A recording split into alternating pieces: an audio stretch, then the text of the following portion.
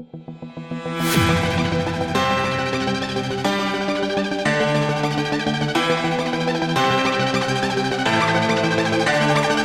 graph shown was obtained from experimental measurements of the period of oscillation t for different masses m placed in a scale pan. Scale pan, pan यानी ऐसा छोटा सा जिसमें wait रखा जाता है, उसको पैन बोलते हैं. हाँ, एक ऐसा छोटा सा तराजू टाइप रहता है. Okay. On the lower end of the spring balance, क्या दिया है? Spring balance. The most likely reason for the line not passing through the origin is that. और इसमें जो हमें ऑप्शन दिए हैं A B C D, 4 option है ना, उसमें से कौन सा ऑप्शन आएगा? D, mass of the pan was neglected. और हमें ग्राफ दिया है, वो मैं अभी आपको पहले बताता हूँ, ध्यान दो. ग्राफ क्या दिया है? ये दिया है, देखो, ये एक्स एक्सिस, ये वाई एक्सिस. वाई एक्सिस के ऊपर आपको दिया है टी स्क्वेयर. क्या दिया है? टी यानी टाइम, टाइम पीरियड. और एक्स एक्सिस पे दिया है मास, जो मास उस पैन में ऐड किया. अच्छा, फिगर ये ऐसी है कि एक रिजिड सपोर्ट है, इसमें ये स्प्रिंग है ऐसा, क्लियर. और ये मास उसमें क्या किया है? ऐड किया है एक पैन में. किसमें? पैन में. ऐसा पैन में ड्रॉ कर देता हूँ लगेज. तो ये पैन, और उसमें ये मास क्या किया है? ऐड किया है. क्लियर. हाँ, ये मास ऐड किया है. तो ये क्या होगा? वाइब्रेट होगा. क्या होगा? वाइब्रेट यानी ऑसिलेट होगा. क्या होगा? और इसके ऑसिलेशन का जो पीरियड है टी, ये क्या होता है बताओ? 2 पाई रूट m बाई के. बिल्कुल सही. या टी यानी period of oscillation. Period of oscillation यानी ये देखो, ये अगर मैं यहाँ बताऊँ तो O2 A, A2 O, O2 B, B2 O2 A, A2 O, O2 B, B2. ये ऐसा क्या होगा? हाँ, ये स्प्रिंग वाइब्रेट होगा जब उसमें मास ऐड करेंगे. तो एक ऑसिलेशन के लिए जो टाइम लगता है उसको क्या बोला जाता है? पीरियड. यम यानी ये मास जो हम क्या कर रहे हैं उसमें ऐड कर रहे हैं. और के यानी फोर्स कांस्टेंट. के यानी क्या होता है? Force constant. के यानी होता है फोर्स कांस्टेंट, मतलब एफ बाय एक्स. एफ यानी जो फोर्स लगाया यहाँ पे, एफ यानी क्या? जो फोर्स लगाया ये यहाँ पे, डिफॉर्मिंग फोर्स यानी एम इंटू जी. और एक्स यानी जो डिस्प्लेसमेंट हो रहा है. ओके. हाँ, तो t equal to 2 pi root m by K. तो स्क्वेयरिंग करो, क्या आएगा? तो ये T square equal to 4 pi square m by K है ना. अभी ये 4 पाई स्क्वेयर और ये के, ये क्या है? कांस्टेंट से दोनों. क्या है? ये कांस्टेंट है दोनों, क्योंकि इसके बारे में हमें प्रॉब्लम में कोई मेंशन नहीं किया, मतलब वो कांस्टेंट. 4 तो कांस्टेंट है. पाई स्क्वेयर, इसकी वैल्यू नियरली अबाउट 10 होती है, वो कांस्टेंट है. और के भी मेंशन नहीं किया, मतलब कांस्टेंट है. तो therefore T square is directly proportional to M. T square is directly proportional to M. अच्छा, दुनिया के कोई भी अगर दो टर्म, देखो ये टी स्क्वेयर एक है और एम दूसरा है, दो टर्म अगर डायरेक्टली प्रोपोर्शनल रहे तो ग्राफ क्या होता है? Straight line passing through origin. लेकिन आप बोलेंगे सर ये नहीं दिया है. सर ये दिया है ना. तो प्रश्न वही पूछा है कि ग्राफ यहां से क्यों पास हुआ, ओरिजिन से क्यों नहीं पास हुआ? ये ओरिजिन से क्यों नहीं पास हुआ, यहां से क्यों पास हुआ? इसका एक ही कारण है कि यहां जो मास ऐड किया किसमें? पैन में. तो पैन का मास यानी स्मॉल एम यहां मेंशन नहीं किया. किसको मेंशन करना चाहिए था? ये स्मॉल एम यहां मेंशन करना चाहिए था. मतलब किसका मास? पैन का मास.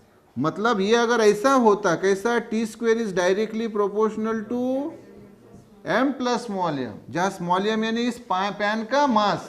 तो फिर ये ग्राफ आता, क्या आता, ये graph straight line passing through origin, उसके लिए ये आता। लेकिन मास पैन का नहीं लिया तो ग्राफ इसके लिए ये आता है, मतलब स्ट्रेट लाइन ही आता है लेकिन नॉट पासिंग थ्रू ओरिजिन, यहां से पास नहीं हो रहा बल्कि ये देखो ये यहां से पास हो रहा है। क्लियर क्या? तो ग्राफ ये नहीं है, ये है। आपको वही पूछा कि ये ग्राफ क्यों है, ये क्यों नहीं है, वो पासिंग थ्रू ओरिजिन क्यों नहीं है। तो समझ में आया? ये आता अगर पैन का मास भी ऐड करते तो। क्लियर? तो ऑप्शन कौन सी आएगी? D option. Yes, the graph is shown between stress and strain for a metal. एक मेटल के लिए स्ट्रेस और स्ट्रेन का ग्राफ हमें दिया है। The part in which Hooke's law holds good is, तो हुक्स लॉ जिसमें ओबे किया जाता है, होल्ड्स गुड यानी ओबे करना, फॉलो करना, वो कौन सा? तो आपको जो ग्राफ दिया है वो बता देता हूं। देखो ये एक्स एक्सिस, ये वाई एक्सिस, और ग्राफ में आपको ये वाई एक्सिस पे स्ट्रेस दी है और एक्स एक्सिस पे क्या दी है? स्ट्रेन दी है। और जो वायर है, जो क्या है? वायर का जो बिहेवियर होता है उसके ऊपर हम लगातार कंटिन्यूसली क्या ऐड कर रहे हैं? वेट ऐड करें तो लगे, तो भी मैं बता देता हूँ। देखो कि ये रिजिड सपोर्ट और ये वायर है, ये वायर है, उसके ऊपर हमने ये फोर्स लगाया, डिफॉर्मिंग फोर्स, यानी ही वेट, यानी ही एम जी, एम यानी मास और जी यानी एक्सेलरेशन ड्यू टू ग्रेविटी। तो ये जो ओरिजिनल लेंथ है ये क्या होती है? इलोंगेट होती है। तो स्मॉल एल क्या आ गया? इलोंगेशन यानी एक्सटेंशन यानी इंक्रीज इन लेंथ। तो अभी इसमें ये ध्यान दीजिए कि ये जो वायर है इसकी इलास्टिक लिमिट, इलास्टिक लिमिट यानी वजन सहन करने की कैपेसिटी। तो मान लो उसकी मास सहन करने की कैपेसिटी है 2 किलो। कितनी? तो 2 किलो तक अगर आपने यहाँ पे मास लगाया, ये मास अगर 2 किलो तक लगाया तो उसकी वायर की लेंथ क्या होगी? इंक्रीज होगी। और वो 2 किलो मास अगर आपने हटा लिया तो वायर क्या होगी? वापस अपने ओरिजिनल लेंथ में चली आएगी। क्लियर? उसको क्या बोला जाता है? उसकी इलास्टिक लिमिट। और ग्राफ के द्वारा वो इलास्टिक लिमिट ये होती है O2A। क्लियर क्या? O2A। लेकिन अगर आपने वेट 2 किलो से थोड़ा ज्यादा बढ़ा दिया, क्या किया? हाँ, तो फिर जो है ये स्ट्रेट लाइन नहीं आएगी, फिर कर्व भी ऐसी झुकेगी, ये ऐसी झुकेगी, मतलब स्ट्रेन के तरफ झुकती है। स्ट्रेन के तरफ झुकने का मतलब ये है कि आपने अभी 2 किलो के बाद थोड़ा भी अगर वजन ऐड किया तो बहुत ज्यादा क्या होगी? इलोंगेट हो जाएगी। क्या होगी? हाँ, उसके बाद में फिर आप देखेंगे ये पॉइंट आने के बाद ये पॉइंट बी, क्या? हाँ, बी पॉइंट। बी पॉइंट जो होता है वहां आप देखेंगे कि वजन आप क्या करते गए? बढ़ाते गए। वजन क्या करते गए? बढ़ाते गए। वजन बढ़ाते जाने के बाद एक ऐसा मतलब पॉइंट आ जाता है जिसको यील्ड पॉइंट बोला जाता है। क्या बोला जाता है? यील्ड पॉइंट या यील्डिंग पॉइंट, जहां पे अब आपको और फर्दर मास ऐड करना नहीं है। जो मास ऐड किया उसी के द्वारा ही वायर अभी अपने आप इलोंगेट होते जाती है। क्या होते जाती है? और ऐसी इलोंगेट होते होते फिर वो एक पॉइंट पे आती है जिसको बोला जाता है ये सी पॉइंट। क्या बोला जाता है? सी पॉइंट बोला जाता है। क्या बोला जाता है? फिर से बताओ। एक सी पॉइंट पे आ जाती है, सी पॉइंट पे आती है, एक सी पॉइंट पे। इस पॉइंट को बोला जाता है ब्रेकिंग स्ट्रेस। ब्रेकिंग स्ट्रेस का मतलब अब वायर जब एकदम लास्ट कंडीशन पे होती है, टूटने के कगार पे। क्या होती है? टूटने के कगार पे। टूटने के कगार के मतलब अगर आपने अभी यहाँ से वेट हटा भी लिया तब भी वायर को टूटने से अभी आप बचा नहीं सकते, तो वो होती है ब्रेकिंग स्ट्रेस।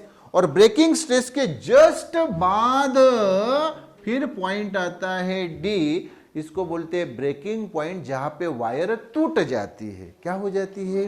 तो अभी आपको वो दूसरा, तीसरा और चौथा जो एमसीक्यू दिया है, ये 3 एमसीक्यू दिए है इसी ग्राफ के ऊपर। कितने एमसीक्यू? तो पहले इसमें आपको वही पूछा है कि भाई a graph is shown between stress and strain for a metal. हाँ, ये स्ट्रेस और स्ट्रेन का ये ग्राफ शो किया वायर के लिए, ये वायर। तो ये ग्राफ क्या है समझ में आया? ये है वायर का बिहेवियर, जब उसके ऊपर आप लोड क्या करते जाते हो, इंक्रीज करते जाते हो। तो ये वायर का बिहेवियर, ये वायर नहीं है ए भाई, ये वायर नहीं है, ये वायर का बिहेवियर है। क्या है? बिहेवियर है। जब उसके ऊपर क्या करते हैं, लोड ऐड करते जाते हैं, तो लोड ऐड करने से लेके वो वायर टूटने तक उसका जो बिहेवियर है, क्या है? हाँ, वो बिहेवियर या शो किया। ये वायर नहीं है, वायर ये है। क्लियर क्या? तो पहले इसमें हमें बोला है the part in which Hooke's law holds good is, holds good यानी ओबे करना, फॉलो करना। क्लियर क्या?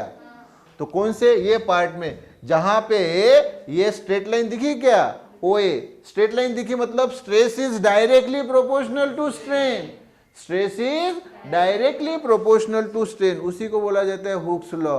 तो विद इन इलास्टिक लिमिट, क्या बोल रहा हूं, वो वजन 2 किलो तक, ये मास तो 2 किलो तक, जैसे उदाहरण के लिए बता रहा हूं कि इस वायर की क्षमता, इलास्टिक लिमिट कितना वजन सहन करने के, 2 किलो। तो वहां तक अगर आप लोड लगाते हो, मास लगाते हो, तो stress is directly proportional strain होता है, मतलब जितना आप वजन ऐड करोगे उसी के अनुसार वायर इलोंगेट होते जाएगी। तो कौन सा फिर ABCD में से? पहला ए ऑप्शन, OA दिखा क्या? OA। In the above graph point B indicates, point B क्या इंडिकेट कर रहा है? अभी तो बताया पॉइंट बी, पॉइंट यानी यील्डिंग पॉइंट, यानी वो पॉइंट जहां पे अभी आपको फर्दर वेट मास ऐड करने की जरूरत नहीं है। आप बैठे रहिए, वायर अपने आप ही जो वजन उस पे ऐड किया उसी वजन के द्वारा इलोंगेट होते रहेगी। और फिर चौथा ये पूछा कि इन the above graph point D indicates, point D क्या इंडिकेट करता है?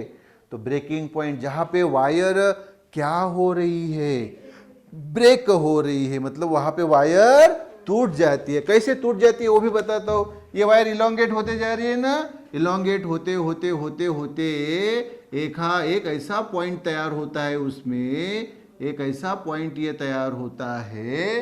क्लियर? इस पॉइंट को नेक बोलते हैं। क्या बोलते हैं? वो सबसे वीकेस्ट पॉइंट होता है। क्या होता है रे बाबा? Weakest point. और उसी पॉइंट पे वायर टूट जाती है जब वो कहां पे? डी पे आते हैं। डी यानी कौन? Breaking point. क्लियर? यस।